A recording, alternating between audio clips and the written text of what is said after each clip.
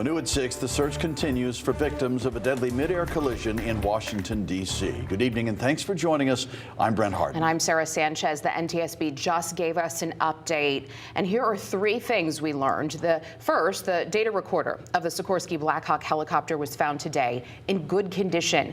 The NTSB says the main lifting of the wreckage is expected to happen tomorrow when barges from Virginia are expected to arrive. And air traffic control is conducting interviews right now with any witnesses. That information is expected to go to the NTSB for its report. The remains of 40 victims have already been recovered, and the NTSB anticipates more will be recovered tomorrow as the debris is salvaged. And a man from Salem was one of 67 people who is presumed dead tonight. We've been learning more about Casey Crafton's life and how people are helping his family. Fox 61's Kayla Cade is at Salem Town Hall with more.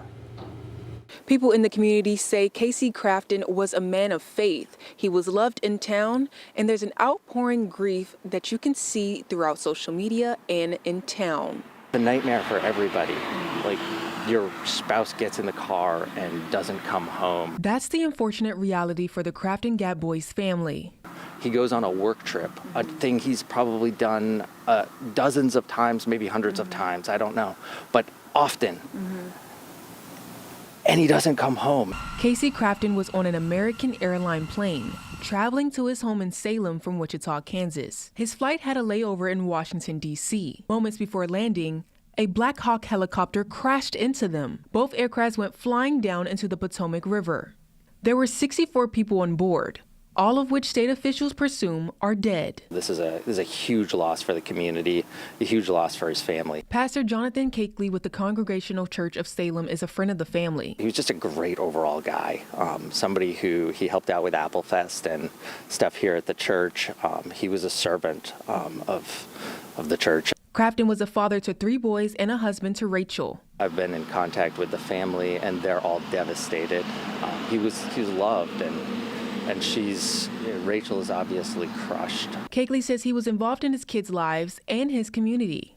Playing with t-ball, baseball. He was also involved in soccer in Montville. The Montville Youth Soccer Club posted on Facebook that Coach Casey, quote, helped to enrich the lives of all of those that he came in contact with. On Sunday, Cakeley says the church will stop their original plan and open their Bibles to John 11 and mourn his loss instead.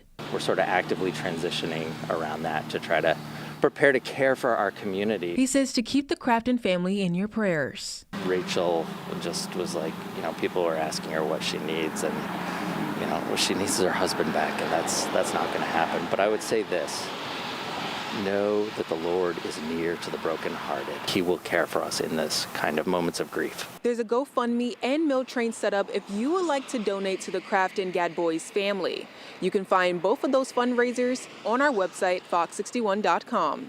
In Salem, Kayla Cade, Fox 61.